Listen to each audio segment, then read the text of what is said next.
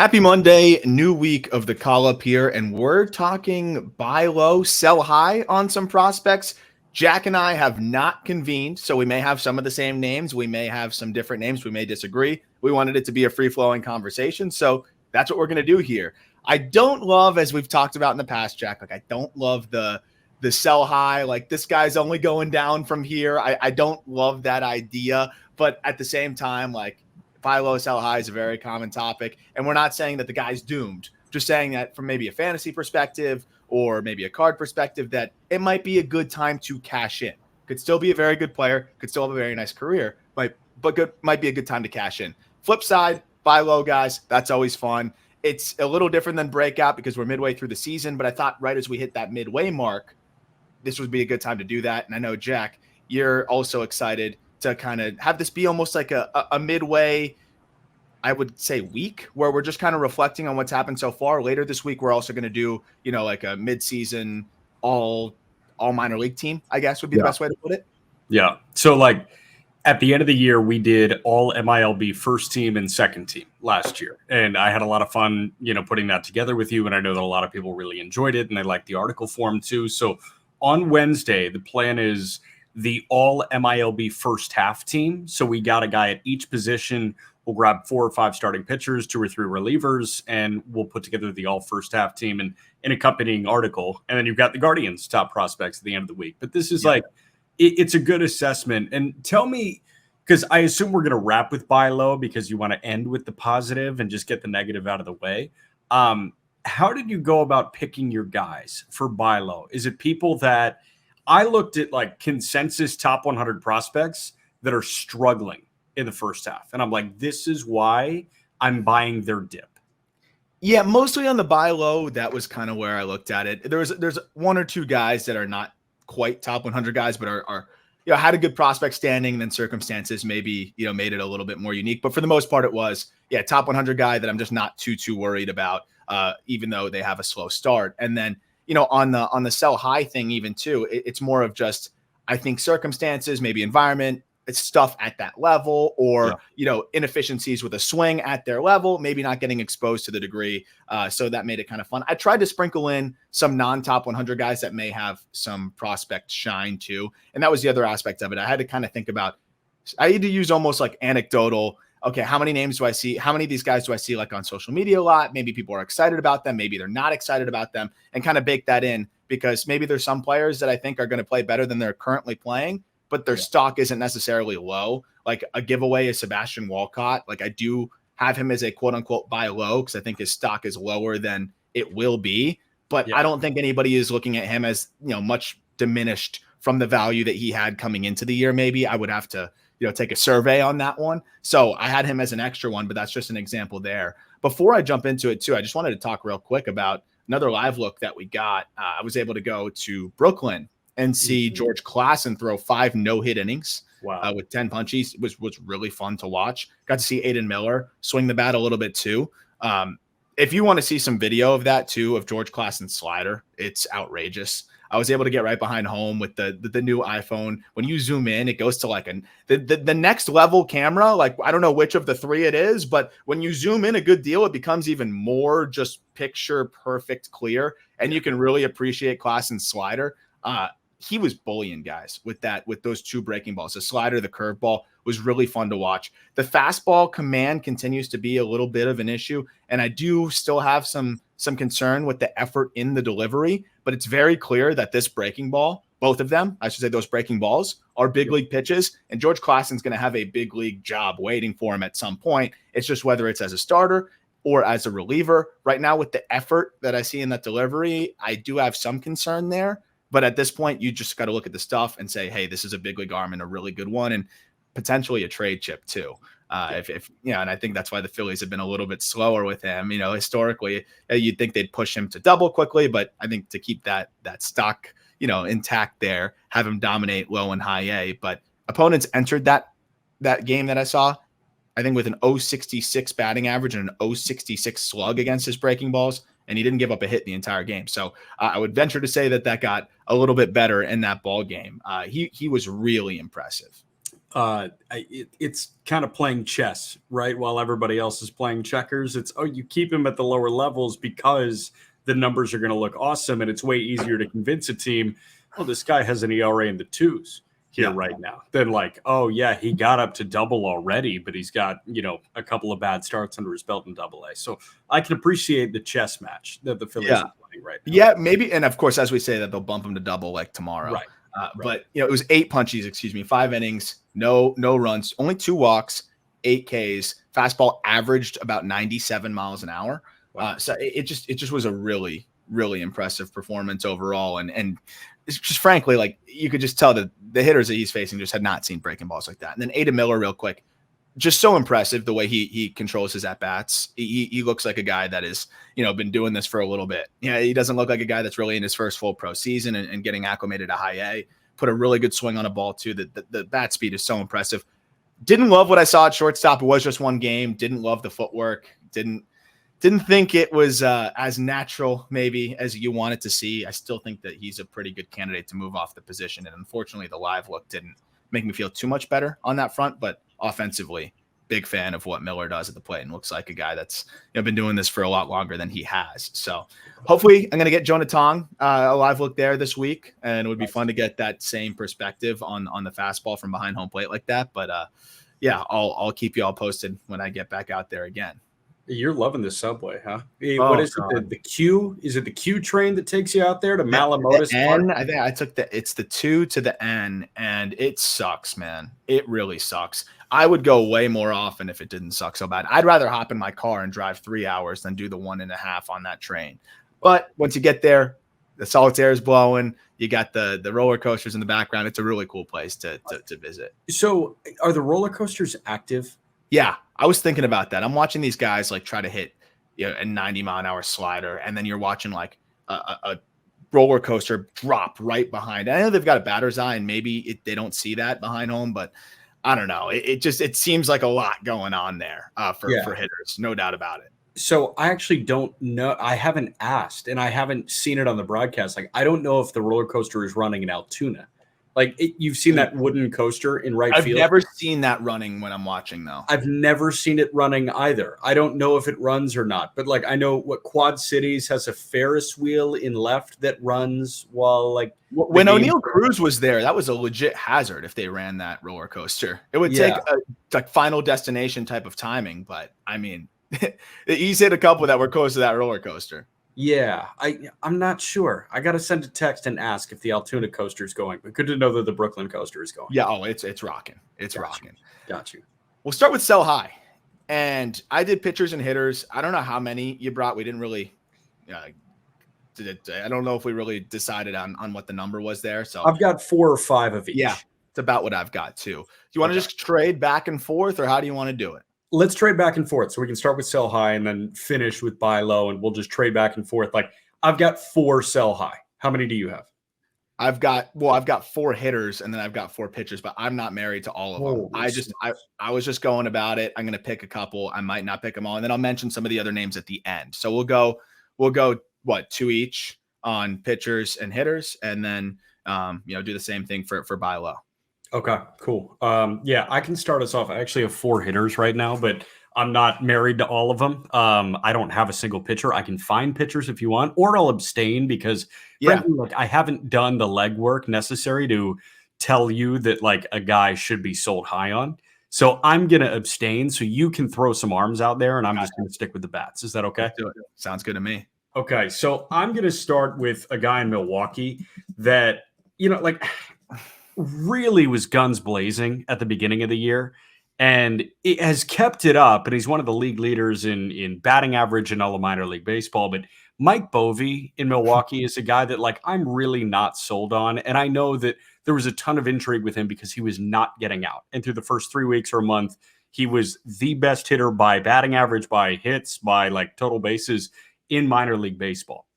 This guy has shown, I don't think, enough power to warrant you buying into a corner infielder that looks better at first base than he does at first base, or at third base. Looks better at first base than he does at third base.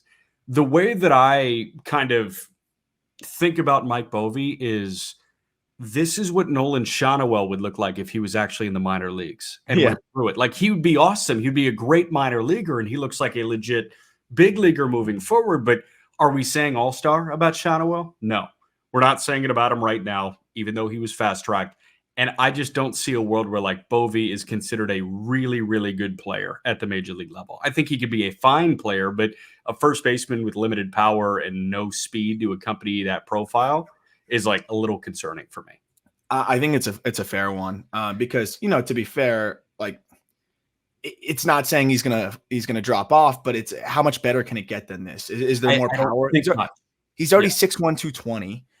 You know, I don't really see a way that he can make swing adjustments to welcome more violence, because I think that's going to undermine a lot of what he already does in the box. So he's kind of maxed out in that lens, through that lens. And, you know, I think to be able to really get into anything, it's got to be pull side. And if you look at really the distance of most of his extra base hits, a lot of them are just hard hit ground balls, line drives, things like that. I don't see it translating, you know, even in a more hitter-friendly environment, into more power. So that's a lot of pressure on the hit tool. It does help that the approach is good. And I think that would help him a little bit, you know, when he gets to AAA. But I am with you. I mean, when guys start attacking him a little bit more and you know, he becomes more of maybe a singles hitter, as he still tries to work to maybe leverage his hitters counts and get his A+ swings off more often. If he's not able to do that as frequently at the big league level, it becomes really hard to be a consistent hitter. I think he's a really good piece, and I think, you know, there's a big league role for him. But I agree with you. Like, if somebody's looking at him and saying, "Oh, a 330 hitter already, first full season out of you know, college," I'm interested in him, and you can flip him in a fantasy package or whatever. I don't think you're going to lose sleep over it, because there's a chance he ends up being a solid big leaguer, but I think that's kind of the worst case scenario for you if you did trade him. I don't think there's a scenario where he fully burns you, and this kind of is the best iteration of what Mike Boeve is going to look like. Yeah. Mine is a guy also from the same class. And I like him. But I think because he's a first rounder, you might be able to cash in high. Brayden Taylor, he's having a great year. And he's a Rays prospect, third baseman. They've played him at short still a little bit, but he's a third baseman. He's still just in high A as a 22-year-old. And that's just the classic, you know, Rays way. He just turned 22 a month ago. But when I look at, you know, Taylor's swing, and I look at a lot of the things that he does in the box, I like him as a player. But this is a dude that elevates consistently. I mean, it's a 24% ground ball rate, but he doesn't hit the ball that hard. And because of that, you know, loft to his swing, there is a fair amount of swing and miss. Right now, I see a guy that really is capitalizing on inexperienced competition, is an extremely advanced hitter, very patient. I think really picks his spots well. And almost all of his home runs this year have come on fastballs. 8 of his 10 home runs have come on fastballs, where he leverages his advantage count and really sells out for the pull. I just don't think the contact rates are good enough to be that guy that outslugs the EVs. You look at Isaac Paredes, some of those types, like those guys have really, really good contact rates too. So they can manipulate the barrel on a different level. I think with Taylor, he's kind of a tweener, where the EVs are below average. The contact rates are slightly below average, but you don't really see that in the numbers at this point, where he has a 948 OPS, because he is capitalizing on weaker competition. And I think, again, really leveraging his advantage counts very well. This is a guy that has a big, you know, gap between his surface level stats and the expected stats, which even I don't like to dive too deep into in the minor leagues anyways, but it is one of the bigger gaps that you're going to see. And I think a lot of the other, you know, underlying stuff kind of backs that. You pair the fact that he has to play third most likely, and is going to have to slug there. And he just comes off as a bit of a tweener for me. So, you know, if somebody sees first round pick, 950 OPS, all that good stuff, I'd be cashing in, because I don't really see a way where he adds much more power, or, you know, I don't really know what his role is. To me, he's kind of that tweener offensive profile, and we try to put somebody in that archetype. I don't know if he really has an archetype at this point. Yeah, I could absolutely see that. And he seems, I would feel a bit more comfortable with him than Boeve in terms of dreaming on a ceiling, right? Like, Brayden Taylor has a much higher ceiling, but the floor to ceiling aspect is very similar to Boeve, where Boeve is a very high floor and a, you know, moderately lower ceiling. And Taylor, like, I don't think it's a low floor, but I also don't know if the ceiling is as high as, you know, some people may be dreaming on with his start in high A as a college bat. 100%. And max EV of 108. Again, we're talking about a corner guy there, college guy, 22. How much more, impact is in there? That was something that stood out to me the second he switched over to Wood. So we'll see. Maybe he's just a guy that has a knack for outperforming the underlying stuff. But when I look at it and I watch the ABs, there's some struggles too with some secondary stuff. I would cash in. Got you. I've got a catcher that may make you grimace a little bit, no pun intended, but it may make you like clench your teeth. Harry Ford's stock is very high right now. Ooh. And all I'm going to say is look at what's happened to Gabby Moreno this year. And I know that Gabby Moreno just hit the shelf, but there's a lot of pressure on the hit tool to provide value offensively. And Ford, we know he's going to walk, but he's got 5 homers and 288 plate appearances. And I'm waiting on the 20 for sure, because as a 20-year-old in high A last year, he gave us 15 homers. So that indicated, he grows into himself a little bit more. He could be 20 homer potential, walk a ton, and play solid defense behind the dish. Moreno, we know, is a Gold Glover. But Moreno was one of the guys that we were pointing at, why aren't the Diamondbacks good? It's because their bat-to-ball Gold Glove catcher is hitting 230, and he's providing next to no offensive value. He's OPSing under 700. And, I can totally appreciate the walks when Moreno doesn't necessarily have that. But there's a ton of pressure on putting the ball in play and hitting it hard. And Moreno was not hitting it as hard this year, and he ends up on the shelf. I totally get that. Ford, it's I'm looking at this, and it's okay, we're going to get 10 homers from him this year. We're halfway through, and he's got 5. I was hoping on 20 this year. So you put that much more emphasis on a hit tool, and it's not like this guy has hit 300 in his career. No. He's a 270 hitter at his best. He hit 257 last year in high A. So I can appreciate that he's going to walk, but I need slug too. And I can appreciate that he's going to be a good defender, but you need to slug a little bit if you're going to catch in 2025. I think you bring up a good point too, where I get wary of the walk heavy guys that, again, are fringy in the EV and contact departments as well. And that's exactly what Harry Ford is too.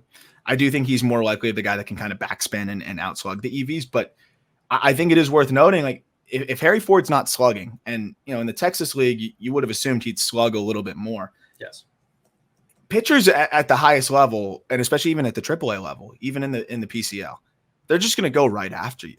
Yes. Because they know you're not a threat to take them deep as much as maybe people would like to see, and they know that you're going to swing and miss enough, right? It's not like Luis Arraez is going to find, if you go right after me, I'm going to ambush and find a gap and pick up a base hit. They know that Harry Ford right now, one of the leading ways that he gets on base is via the walk, and he is hitting for a fine average at 260, but he's not someone that's going to make you pay for a mistake at this point. 5 home runs, as you mentioned, so far this season, and a guy that is kind of looking to walk at times, very, very border, very, very close to being passive. That's the thing. Real quick, what do we like about guys that walk a lot? They're willing to wait for the mistake pitch. They're willing to wait for the pitch that they're going to do damage on. And we need to see empirical evidence that they will do damage on the pitch that they get. When patience is a great thing, but this is feeling passive to a certain extent, where it's you're more content in a deep count than, hey, you get a 2-1 pitch, fastball over the heart of the plate. Let's kill it. And I just want to see that a little bit more than a Harry Ford. And frankly, we're in AA already. I would love to see that next step taken, and I just haven't seen it in the first half. And the numbers are good enough to convince you it's hey, young catcher in AA. This guy looks the part. Cal Raleigh's expendable. Let's pump the brakes just a little bit. Yeah, and I mean, he's slugging 396. I would like to see that over 400 for sure. Again, I think Ford is still a really good prospect, clearly a top 100 guy, but this is relative to how he's perceived. I actually don't hate that pick at all. I think it's a very fair one, because if he gets stuck kind of here, people are going to start to cool off on him quickly. The goal is always, and the hope is always, that it's going to be this upward trajectory that continues, and I think it can. But at this point, 90th percentile of 102. Some more contact rates to Brayden Taylor, where it's in zone 80%, but some of the secondary stuff, it gets a little bit shaky with the contact rates. I think when you look at it that way, makes it, you got to thread the needle a little bit more to produce consistently. Yeah. I'm going to go with Justin Crawford on mine, Philadelphia Phillies prospect. Okay, so me too. You just knocked one off for me as well. Okay, do you want me to give you Justin Crawford? Because I have another one. Sure, go ahead. Deyvison De Los Santos. Yeah, okay. I like, he might be good, and I might eat crow on this one. There's certain players where like I try to put myself in the shoes of like a general manager. I would happily miss the boat on Deyvison De Los Santos. If I had an opportunity to cash in, help my team win, I'm not saying like I just trade him to trade him. My point being, like, I understand what he can be, and we know how talented he is, but I don't think I would let the opportunity of what he can be stop me from cashing in on a guy that I think some people might be very high on right now. That, a lot of people see as a top 100 prospect. I think if you were competitive right now and you're the D-backs, like a guy that might be able to help get you a key piece. I'm not letting him stop me from doing that. Again, I think he can be a good player. But when you look at the underlying stuff here, like, he chases egregiously. He whiffs, a lot. And it's amazing that he's able to circumvent that. Like, it's amazing that he's running a 40% chase rate and an overall contact rate of about 65%, and he's striking out just 22% of the time. Like, that is really impressive. And I think it's a testament to just how much damage he can do when he does connect and all that good stuff. But I do have some concerns about the swing path. And if you look at the spray charts, there's some areas where he just never even hits the ball, because I think it's either got to be pull side or totally the other way and inside outing it. So I do have some concerns there. And then also, there's just very few hitters that are succeeding with that high a chase rate and then contact rates that are below average. Yes, he hits the living crap out of the ball. But I kind of ask you, like, if you're in on Deyvison De Los Santos, why wouldn't you be in on a Jhonkensy Noel? Yes. Like, they're pretty much the same thing, except Noel has actually cut his chase below that. Noel has better contact rates. And actually, I think marginally, Noel hits the ball slightly harder. De Los Santos is also going to play first base. Like, he can't play third. Noel is a first baseman as well. Like, and also, like, what are they, a year apart in age? I think so. I think maybe closer to 2. Is Noel about to turn 23? Well, Deyvison just turned 21 3 days ago. Happy belated birthday. Happy belated. Jhonkensy Noel is, as Fangraphs loads, 22 and 11 months. Yeah, so pretty much 2 years older.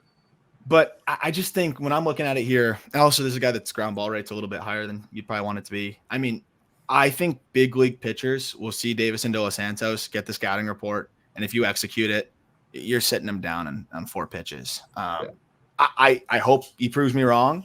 And I mean, 1,000 OPS and everything that he's done, we've talked about him. It's really impressive. I think a lot of value that came from that Guardians stint, and a lot of value. And I think the mechanical adjustments that he's made, I think we've seen a lot of things that look really good, and he could make some adjustments to, cut down on the chase and all of a sudden it looks a little bit better. And he is immature relative to his competition, but I think there's a very good chance that this is the highest his stock will be. And because it is really high right now. And for that reason, I think I would cash in. Last thing I want to say on that is swinging strike rate on non-fastballs of 23%. That's just too high. It's just too hard to succeed that way, especially when you're going to go to a league where they're going to flip you 2-0 breaking balls. There's no such thing as a fastball count anymore. So I think De Los Santos may run into some trouble at the big league level. What is like the approximate average of swinging strike rate on non-fastballs? If he's at 23, if he's at 23, I'd say the approximate average, especially in like AAA this year, right around like 12-13%. Oh, wow. So like nearly double. Yeah, nearly double.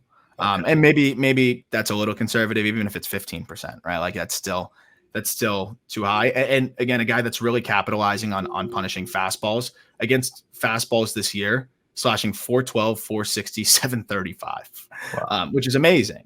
But at the same time, okay. He's not seeing major league fastballs. I'm not throwing him a fastball. Right. I'm just not. And I think it'll be a lot harder for him when he sees some higher quality secondary stuff. Yeah, I can see that. I'll take us to Justin Crawford right now because I'm sure we're going to have the same exact reasoning here. I know this guy's cut the ground ball rate from egregious to slightly less egregious, but still really not good. It went from 60 or 74% to 60% on the ground ball rate. It's like 61% now. Yeah. So like the thing that was exciting is, he's elevating a little bit more. He's also walking less. And I value the walks for a guy that can be a speed demon. And this guy, like, he's putting it on the ground too much, and he's not getting to first base in order to take second base and third base. If the power comes, great. Power is not going to be part of his game. I think we learned that. I think we learned that in the draft process, and we've learned that in his first year and change in minor league baseball. But man, I don't know. It's just tough for me to see this guy and not say, well, we're going to have to figure out a way to get to first base. And a 336 OBP is tough. Yeah, and honestly, a lot of a guy I just saw in person too, so I got to see him, up close and personal. Extremely talented, no doubt about it. And there's a lot to like, and I think get excited about. But when I see a guy that is putting the ball on the ground that frequently, especially when you have, his EVs are high. He hits the ball hard. It's the first place you have to look is swing mechanics. Like there's mechanical inefficiencies there. If you're putting breaking balls on the also before I get into the mechanic things, he's chasing secondary stuff at a ridiculous clip. Breaking balls in particular, he's chasing at more than a 50% clip. Oh my god! And an overall chase rate of 40%. Like he has good bat to ball to hedge that, but you got to be great bat to ball to hedge that. And when we're talking about the comparison here, where there's some of the guys that are walking more to hedge the bat to ball concerns, that's great. But also you got to figure out what your archetype is. And for Crawford, his archetype is going to be slap the ball around and get on base a ton. But at the same time, like if you're swinging at 50% of breaking balls, you're going to whiff more, and it's going to be really hard to succeed. And when you're putting the ball on the ground 61% of the time, it's going to be very hard to succeed. I couldn't see, like, I don't think there could have been a more validating like live look, because when I looked at the data before, really struggles to pull the ball and then really struggles to hit the ball in the air. That's mechanical issues 101. Those are the two things that are going to really show up there. And if you look at his spray charts, like everything's the other way and usually on the ground. So he could make a mechanical, he's 20. He can make a mechanical adjustment, and then all of a sudden those natural skills come out and he goes nuclear. Yeah. But I don't know if I want to wait for that. And at the same time, I think a lot of people would be excited about him because he's Justin Crawford. He's a first-round pick, and he's putting up good numbers. Like the numbers are good because he hits the ball hard enough and he flies. For sure. But I think with the swing decisions and the mechanics, it's pretty amazing that he's doing this one. Again, it's a testament to the talent. But I think for that reason, I'd cash in. This is probably the one I'd be most nervous about that could like burn you down the line. Yeah. But if you had an opportunity to flip him for a player that could win you your fantasy league, I'd do it in 2 seconds, because there's a real chance that he stalls out at AA with some of those swing inefficiencies and the fact that no one really has to worry about him going pull side at all. Yeah. Couple pitchers real quick. Yep. Since you don't have any. I'll start with Frank Mozzicato. Okay. I want to like him, and I do like him. Like I want to be more excited about him.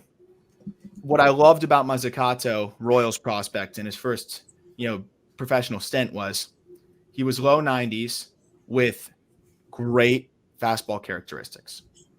Then he started to tick down to 90. Then it was 88, 89 at the end of last year. And then this year, he's been 87, 88 most of the year. He's starting to climb back up to 89 the last couple starts, and that is encouraging. But I think it's pretty remarkable how he's been able to keep runs off the board so far this year. He has a 2.68 ERA somehow, despite having a 15.6% walk rate and 18.8% K rate. If the fastball velocity comes back a little bit more, then there could be a lot more whiff, and maybe he trusts his stuff in the zone. But this was also a guy that's fought some command woes already as a pro and has really been able to strand a ridiculous amount of runners. I think part of it is because that fastball has some of the carry, and then the breaking ball, it's a true downer off of that. But I think he's just been walking a ridiculous tightrope as a professional so far. And I don't know. I think it's going to be hard for him to be able to get outs at the upper minor league levels, especially if his stuff is subdued. But even if it isn't, again, the command has been a challenge for him. And it's not like even at its best that the fastball has had, enough velo there to erase those hitters' counts. Can I put you in a really difficult spot? Sure. Can I throw you a name that I forgot to write down, but I do have a picture, and you kind of help me contextualize why I feel this way? Sure. Kai Busch with the White Sox. Uh-huh. Can you help me out with that one? So Kai Busch is, he's part of last year's Tulsa Drillers team, but with Birmingham this year. Birmingham just won the Southern League. He's got a 2.14 ERA at this point, but you have to look at their entire pitching staff. Drew Thorpe in 11 starts had a 1.35. Garrett Schonely in 16 innings had a 1.65. Noah Schultz 5 starts a 1.83. Mason Adams 75 innings a 2.15. Andrew Dahlquist in 20 in the third had a 2.2. These guys they're fine, but Kai Busch doesn't belong in the Drew Thorpe breath. I really don't think. And I know you put out the note on the Southern League, hey, hitting is as bad as it's really ever been, slugging wise. I think Kai Busch might be benefiting from a bad league right now. Schultz, I fully believe. Thorpe, I do fully believe. Iriarte, even, I fully believe. But there's just something about Kai Busch, man. I watch him and I'm just one of these guys is not like the other. I'm trying to think about who that was in Tulsa last year. Was it? I don't think it was Knack. It was Sheehan. It was kind of Knack until he found whatever he found this year. He's been really good. It might have been Nastrini, if we're being honest. Yeah, it probably was. Nastrini was that one of these guys is not like the other. And I think Kai Busch is that one of these guys is not like the other right now. So I think you have a very valid point there. I do think he's elevated himself this year in terms of just kind of figuring out what works for him and the way he wants to attack hitters and going, leaning on that slider more. I think the fastball has been slightly harder and he's gained a little bit of vert this year. But I'm with you. What I am happy about in a vacuum of Kai Busch is last year I was I don't know if this stuff is good enough to really be a reliever, but he doesn't really look like he could be a starter. He's this tweener. Now I look at Kai Busch and I say, okay, this is definitely a guy that can be a left-handed reliever. No doubt about it. And that's nice. But I think, to your point, some people might be looking at what he's been doing and say, oh, this guy might be a starting pitching prospect. And he was the Angels' number 2 prospect. It's Eater's on. I think Eater's on another level from him, to be honest. If we're comparing those guys even too. So I think that's a very fair one. And when you look at the fastball characteristics, it shouldn't be performing this well, to be honest. And I think that's an indictment on the level, which actually segues me into the other arm. That is the same story. And it's Caden Dana. I like Caden Dana. I do. He's a good prospect. He's going to be a big league arm and could be, a solid back end of the rotation arm. I see how Caden Dana gets discussed. And then I see Caden Dana of the Angels. And I don't totally see those things going together for me. Another guy that I do think is really benefiting from how bad this league is offensively. And I don't know if it's the baseballs. We've talked about it though. Slug was way down. It's gotten better of late. But I wouldn't put it past them just doing something else experimental in the league again this year. Regardless, slug is way down across the board. And Caden Dana's reliance on fastballs is extremely high. And I'd be okay with that if the fastball had better characteristics. I don't understand how it performs as well as it does. And sometimes there's just, some fastballs that just are hard for guys to pick up. And I think he has that to him for sure. But it becomes a lot easier for big league hitters to pick that up. Deception is not going to play as well as IVB and release height, which also goes into the deception. But just purely, that's not an arm, or that arm angle doesn't really look easy for me to pick up, which I don't even see with Dana. I don't see Funk, so I don't totally understand why he gets the whiff that he's been getting on the fastball. But again, it's also not like it's performing out of this world. For me, it's been just so fastball slider heavy. The changeup, he's just it almost feels like he's just giving it a shot, mixing it in here and there. And then the fastball can kind of start to flatten out on him at times, and some get labeled as two-seamers because he's getting a little bit more run than the ride, and it is a high release. So I think right now he's just really succeeding on the fact that it's 95 and he hits his spots, and there's a little bit of just, it might be hard to pick it up out of his hand, and the slider tunnels well off of it. But he seems like it's a fastball that really is closer to above average, and then the slider is probably a plus pitch, and he's just really relying on that tunnel and the command.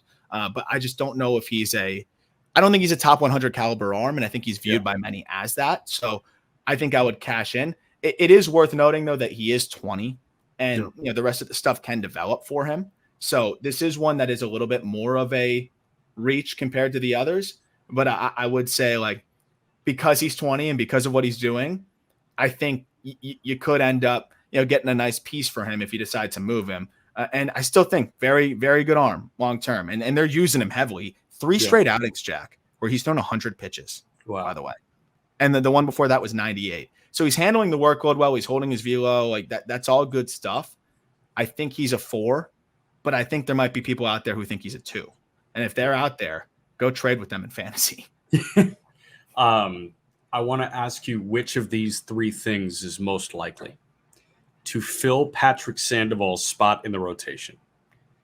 A, Reed Detmers gets recalled. B, Caden Dana gets selected. Or C, they sign Zach Greinke or Rich Hill. Where's Chase Silseth at? Is he hurt? I don't even know. Is he a B? What's going on with Chase Silseth? You tell me. Last he threw is the 21st. But okay, so he's healthy. I'd go D, bring up Chase Silseth and see what he does. But I'd imagine they just sign someone off the streets. I think. But the flip side is, why are they stretching Dana out like this? So maybe they do bring Dana up sooner rather than later. I have no idea. There is no reason for him to be throwing 100 pitches every single day in Double A, right? Or every 5th day in Double A right now. No. And I'm proponent of stretching guys out to 70 to 80. Why is he throwing 101, 103, and 102 pitches? 3 straight starts. By the way, in those consecutive starts, 95 the first time, 94-4 the second time, 93-8 the third time. Oh. Yeah. Oh. So maybe not holding the velo as well as you'd hope, because he's working hard out there. They're running him into the ground. Yeah, 20 years old. It's a lot of pitches. Yeah, surely. Can I throw you one more bat? Do you have another arm? No, the other arm I was just going to float as just in passing was Marco Raya. I'm running out of patience. I'm running out of patience. Yeah. And people really like him. And I think there's other people that are more patient. Twins prospect, great stuff. I think Zebby Matthews is now past him. I think, I think it's telling that they continue to keep the training wheels on. I wouldn't want to wait anymore. I would sell high on. I think Festa's past him. Like, I would sell high. Got you. The other bat that I wanted to float and tell me if I'm being an idiot and move on. Kjerstad, I know he's kicking ass in AAA at this point. He just got recalled again. He's up with Baltimore again. He's going to get no run again. The handedness splits are kind of egregious. And he's been one of the better hitters in minor league baseball so far this year. An OPS, I think at 1055 against right-handed pitching. It dips to 770, which is about league average in the International League against left-handed pitching. And it's not bad. You can look at that in a vacuum and say, 776 OPS against same-handed pitching. He's fine. But I don't think he walks enough to hedge cold. The chase rates are super frustrating, especially when he's going to an ABS system. You should be even more patient. I know he's walking his 12% clip. That's literally only because of the ABS. He's chasing at a 35% clip. And how long have we been talking about this with him? He's a power hitter. You can't be chasing to that degree. So the thing that, got me fired up about Joey Ortiz moving in a trade was he's a very, very valuable defender, either at third or at shortstop. Kjerstad, where's the defensive value? Is he going to play a fine corner? Is he going to play first base? I'm worried he turns into a bulk platoon first baseman when I do believe he's being valued like a future all-star because of what he's doing in AAA, and we're begging for him to get freed. Yeah, I guess that's eye of the beholder, right? Because I do think Kjerstad is a good player, and I know you do too. But and I think he's gonna get traded somewhere and probably and get a lot of run, which is what he needs to just be able to get acclimated and develop. But I do look at the swing decisions, and I do look at sometimes the struggles with secondary stuff, and it does make me a little bit nervous for sure. The performance at AAA makes him, in the proximity, makes him a high level, high ranked prospect. But I don't think it's totally crazy. I do think that if you're putting him, if he's a bulk platoon guy and that's what the expectation is, then I don't think it's a sell high, because that's what he is. He should be looked at as a guy that demolishes right-handed pitching. You probably shelter a little bit from lefties and could put up some really good numbers. Even Chase is a little bit less against righties, but still could be better in that regard. My concern is really the right-handed sliders still kind of making him expand. but that's something that could come, with more reps. So I don't think he's a sell high guy, but I think he's like a sell high watch list, if that makes sense. And also, like, it depends on the beholder, right? Like, so if somebody thinks he's an all-star caliber player, like, sure. But if he's valued as a guy that can be an above average regular, I think that's fair. And I wouldn't sell high on that mentality. Yeah, I just think we're talking about Heston Kjerstad as like the best hitter in minor league baseball right now, and that's just not. I don't see that translating to the big leagues in a way that like turns it into all-star appearances. When a guy like Emmanuel Rodriguez, I see that happening. Yeah, I'm with you. This wouldn't be a guy that I'm afraid to move in a fantasy trade. That's for sure. Yeah. Buy low time? Buy low time. I think before that, we should take a quick break. All right. Flip into the more positive side of things. Prospects that we'd like to buy low on, or maybe you should buy low on. I'll go first this time, Jack, and then kick it back over to you. I'll start with a Mets prospect in AAA, 22 years old, Luisangel Acuna.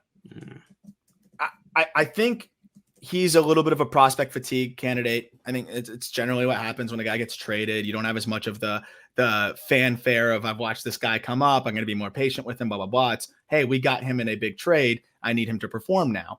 And I think that's part of it, but also the Acuna name, all that good stuff. He's 22. He turned 22 just before the season, and he's in AAA. We talk about utility that, can be brought in other aspects. He's one of the better base stealers in the minor leagues, and he can play all over the diamond. So he's going to find ways to keep himself in the lineup, even if he's blocked, even if he's not totally hitting and your center fielder goes down. Great. You can put him out there. If your shortstop goes down, you can put him out there. Second base, you can play there too. Third base, even, you can play there. So I love that aspect of it.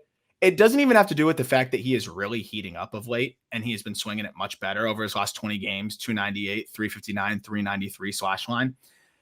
If you even go to the last 10, 429, 478, 571. I honestly didn't even know that until I just was looking at this now. I had him in here just because I love what he can do as a player. Yes, he puts the ball on the ground a little bit too much. It's about a 57% ground ball rate. But the EVs are above average. The contact rates are great. I mean, we're talking in-zone contact, 89%. Overall contact rate of, right about like 80%, just shy of that. I'd like to see him be a bit more selective. I think there's still some things he needs to improve on, but he's 22 in AAA, playing all over the diamond, and brings so much value to the table in other ways. And the underlying batted ball stuff looks good overall. I would buy low on a Luisangel Acuna, who some people might, just kind of be overlooking a little bit because nothing has quite jumped off the page this year. I can really appreciate that shout. He got to remember that he's a 22-year-old in AAA, and I actually went to another 22-year-old in AAA, but we'll spend a little bit more time on Acuna. Like, he can play center and short. That's so valuable, and I just don't see a world where like anybody views him as, oh, he's his, he's Ronald's little brother. Like, he's going to perform like that. Like, that's, I don't think that's where the expectations should be whatsoever. And if those like were where the expectations were, look in the mirror. Like, it's a really tough one because like the power is just not there. But I mean, dude, he can be a very, very valuable offensive piece and defensive piece. Obviously, so much value defensively. And then the base stealing, I think it's just the icing on the cake there too, especially from a fantasy perspective. So, if he can continue to cut down on that chase, again, the bat to ball has always been there, and the EVs are better than what you'd expect from a guy with his frame. So I'd be picking up Acuna. Who do you have? So I've got Thomas Saggese. I was ready to have him in there too. Yeah. So Saggese's OPSing about 680 right now. And I just want to like add some context to this. He's a 22-year-old in AAA, a lot like Luisangel Acuna. I think he's younger than Acuna.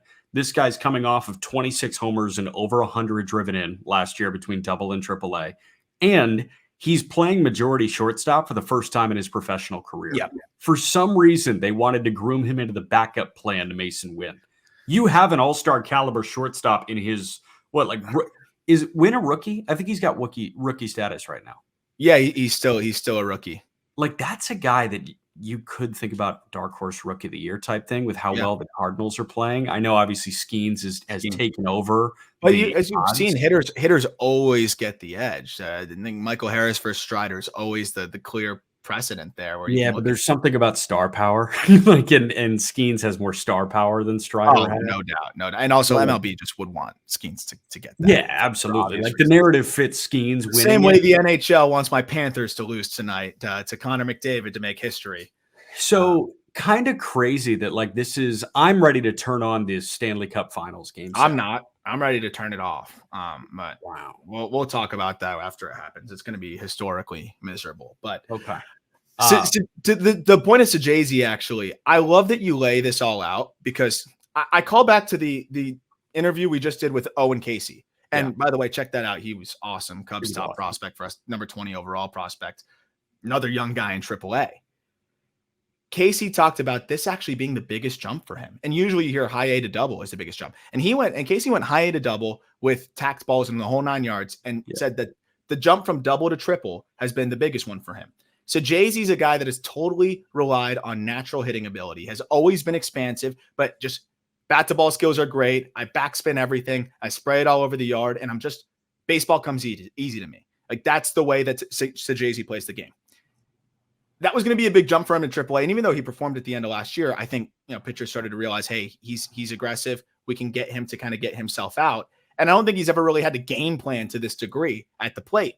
Right. Then you compound that with the fact that, as you said, he's playing shortstop and having to work on playing, an everyday shortstop.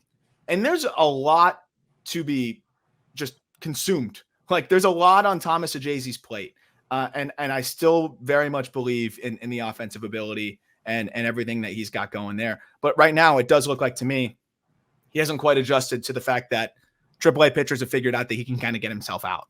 Yeah. And until he does that, he's going to keep getting himself out a little bit. But I think I feel confident that he's going to do that and eventually make that adjustment. He's too naturally gifted.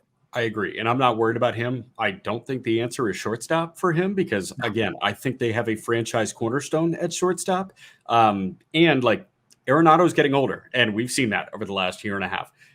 Second base, you don't have a firm answer there. Donovan's value is maximized when he's in a different place 5 days a week. Yes. And then Gorman is a DH. Like, have we not learned that by now? So let's make Saggese a second baseman, please. Please. Please.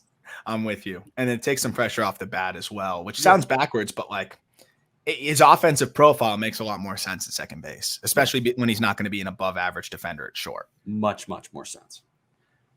Does Sebastian Walcott count, or should I pivot to somebody else? No, I think he kind of counts, but explain your reasoning why.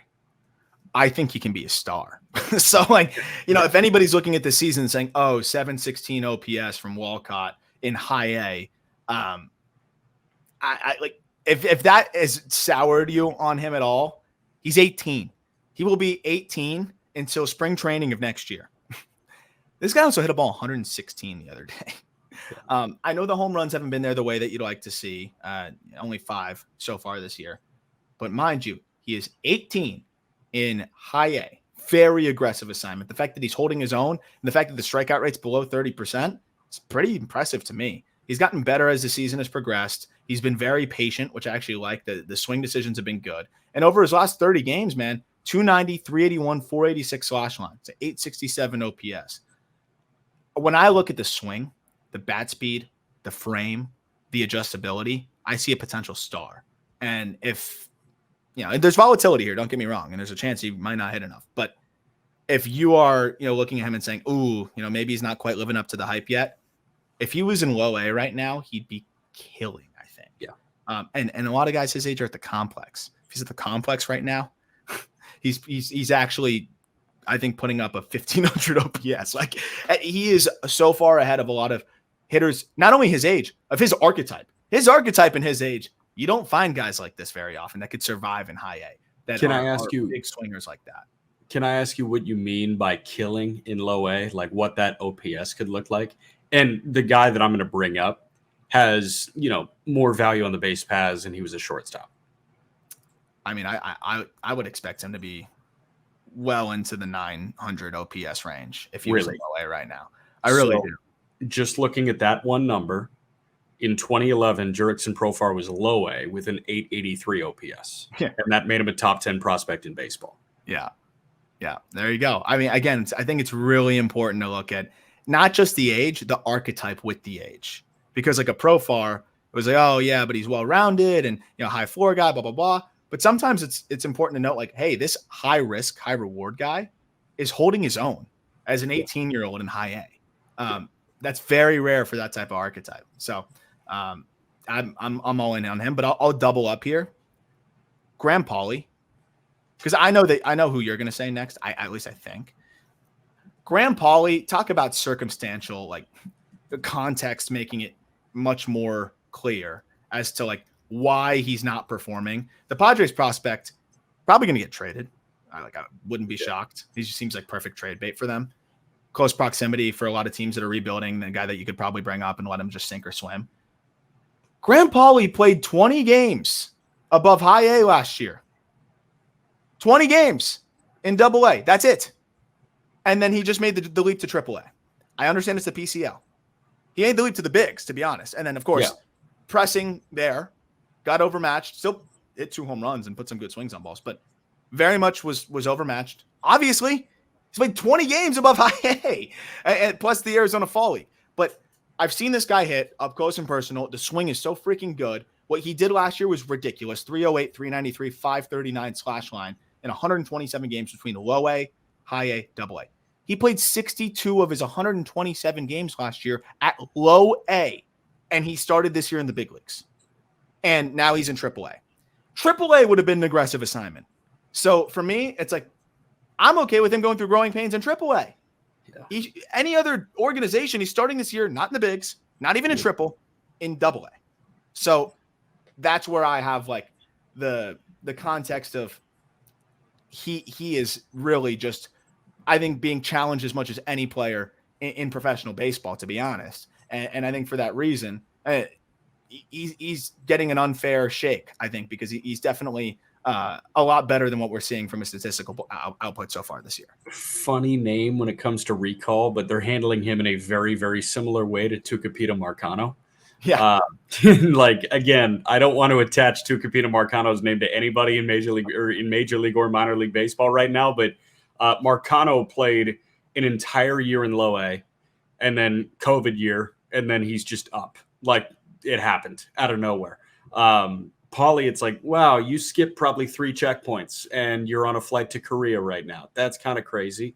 So, like, yeah, he was put in a position to get absolutely blown up. But the fact that he isn't in AAA is really impressive. Absolutely. And again, calling to the way you get pitched, the big adjustment there. And the last thing I'll mention, I'm not saying Pauley's going to be an all-star, but I think he's a regular.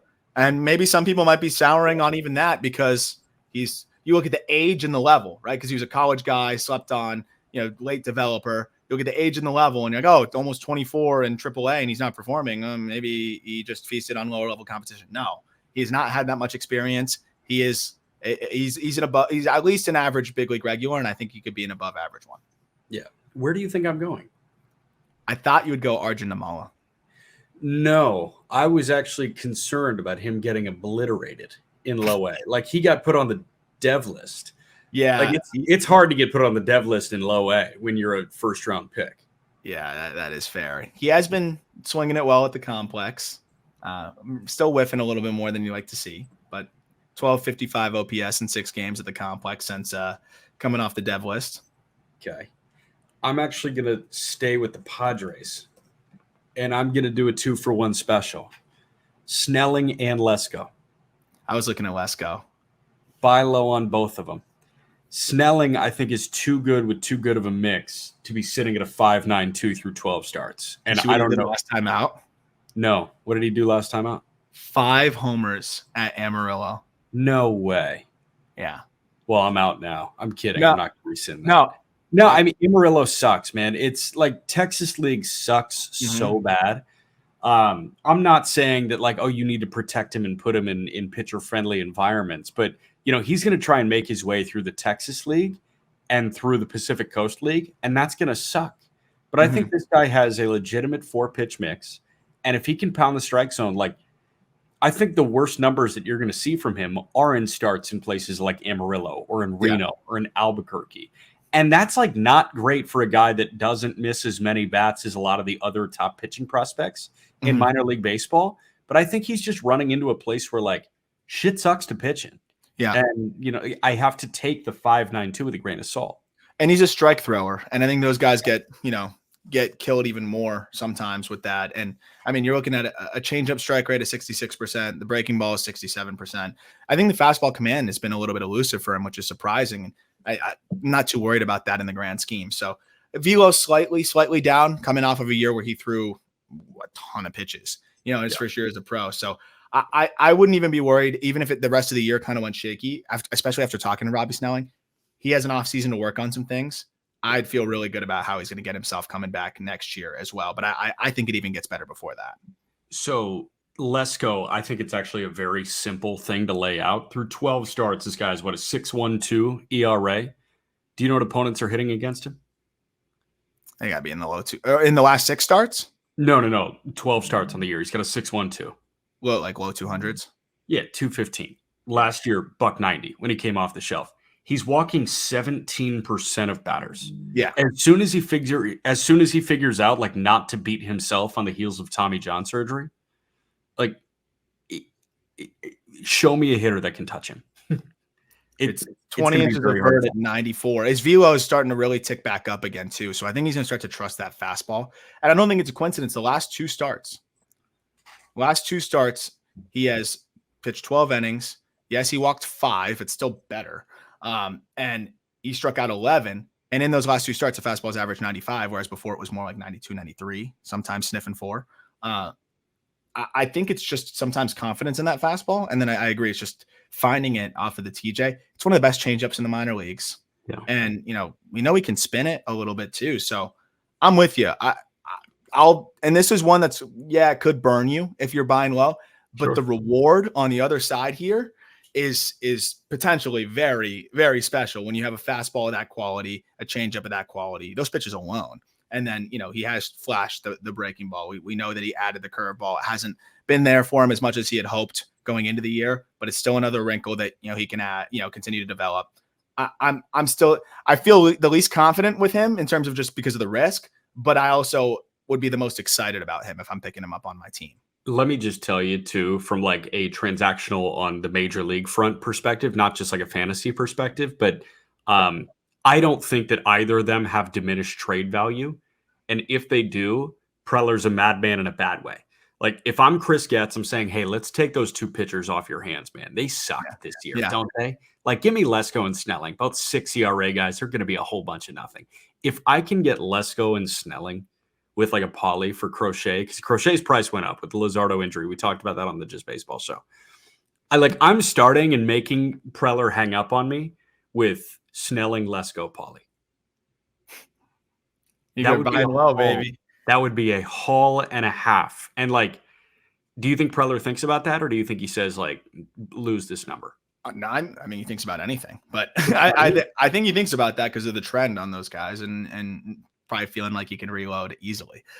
So I think that perfect example, Chris Getz, buy low. I mean, the upside there, the pitching staff throughout that entire system would be just silly. Insane. Absolutely silly. I love that. Couple arms I had. Will Warren, after just hitting a wall, he's too well-rounded of a pitcher to be as bad as he was in the Yankees AAA affiliate. Warren will, and he's been better of late. He's a back-end arm, man. And I don't know if anyone saw the struggles and said, oh, maybe he's not even a back-end arm. Maybe this is Hayden Wesneski all over again. No, I genuinely think he's a back-end arm. And then our king, Min Lin, he's been hurt. He's come back. I don't know. I've always thought that he was a little bit overhyped in some ways, but now I think he's become almost forgotten because of the injuries and some of the struggles. And since he's come back, it's looked really solid. Fastball has been more like 91, 92, which is good because it was, upper 80s before at points last year. The changeup it's just a plus, maybe even a plus pitch. And then he can kitchen sink you now. He's been going curveball, cutter, slider. The command is a little bit of a question, but so far this year, it seems to have been better. I think if people have gotten a little bit sour on Min Lin in the D-back system, I think the fastball and changeup command in particular have been good enough to, I think, give him a really good chance to turn lineups over. And then beyond that, I think the kitchen sink approach can kind of help him, overcome what I think is, lacking that true, above average third pitch.